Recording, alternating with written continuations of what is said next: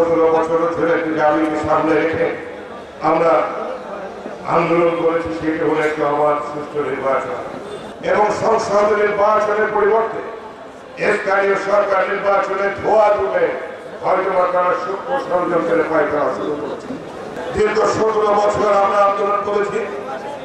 আমরা জানি তারা আন্দোলন করেছে, রাজপথে ছিল, আমরা জানি তারা নির্যাতিত হয়েছে। আজকে এই মাঠে যারা আছেন, মঞ্চ থেকে শুরু করে সারা মাঠে যারা আছেন, প্রত্যেকে আওয়ামী সন্ত্রাসের আওয়ামী নির্যাতনের শিকার। আজকে আমাদের জনতার যে দাবি আমাদের মুখ থেকে উচ্চারিত হয়েছে, 17 বছর ধরে দাবিকে সামনে রেখে আমরা আন্দোলন করেছি, সেটা হলো একটা অবাধ সুষ্ঠু নির্বাচন।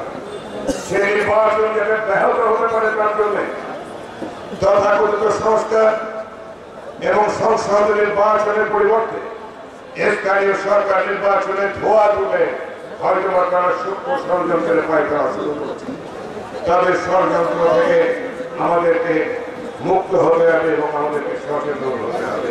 প্রিয় ভাইরা, আরেকটা কথা আমি বলবো, আমার নেত্রী, আমার নেতা, আমার দল বিশ্বাস করে তারেক রহমান ঘোষণা দিয়েছে, আমাদের নেতা, আমাদের নেত্রী খালেদা জিয়া ঘোষণা দিয়েছেন যে আমাদের প্রতিহিংসা পরাবর হলে হবে না। আমরা আইন কোনোভাবে নিজের হাতে তুলে নিতে পারি না।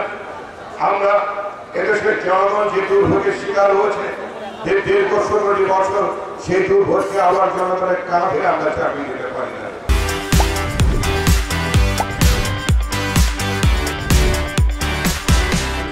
আমরা ভাঙচুর করতে পারি না, আমরা অগ্নিসংযোগ করতে পারি না।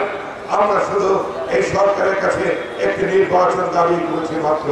আজকে যারা এখানে উপস্থিত হয়েছেন, প্রিয় ভাইরা আমার, আপনাদের কাছে আমরা আহ্বান জানাবো, কোন রকম সহিংসতার মধ্যে নিজেরা জড়াবেন না, ভাঙচুর করবেন না, অগ্নিসংযোগের মতন অসভ্য পর্ব ফাঁদের মধ্যে আপনারা যেন পা দেবেন না।